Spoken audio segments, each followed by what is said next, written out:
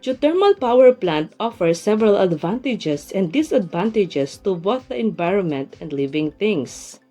Here are the advantages. Number 1. Renewable energy source. Geothermal power plants utilize heat from the Earth's core, which is a virtually limitless and renewable resource unlike fossil fuels. Number 2. Low emissions. Geothermal energy produces very low emissions compared to fossil fuel-based power plants, reducing air pollution and greenhouse gas emissions. Number 3. Minimal land use. Geothermal plants typically require less land area compared to other types of power generation facilities like solar or wind farms. Number 4. Stable and reliable.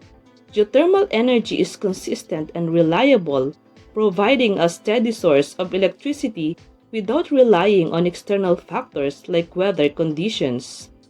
Number 5. Long lifespan. Geothermal power plants have a longer lifespan compared to many other types of power plants, providing a stable energy source for decades. Number 6. Economic benefits. Geothermal energy projects can provide economic benefits to local communities through job creation, royalties, and investment in infrastructure. Here are the disadvantages. Number 1. Location is specific. Geothermal energy can only be harnessed in regions with suitable geological conditions, limiting its widespread availability. Number 2. High initial cost. The upfront capital cost of developing geothermal power plants, including drilling and infrastructure, can be substantial, making it less attractive option in some regions.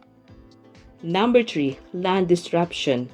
While geothermal power plants have a smaller footprint compared to some other types of power plants, they still require land disruption for drilling and infrastructure. Number 4. Water use.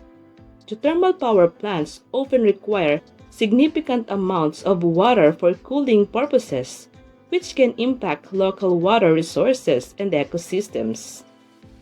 Number 5. Potential for earthquakes. The injection and destruction of fluids into and from the Earth's crust can induce seismic activity, albeit usually minor, which can potentially pose risk to nearby communities. Number 6. Hydrogen sulfide emissions.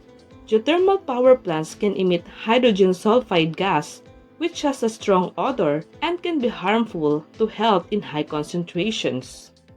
Overall, while geothermal power plants offer several environmental benefits and are a promising renewable energy source, careful consideration of their location and environmental impacts is necessary to ensure sustainable development and minimize negative effects on ecosystems and communities.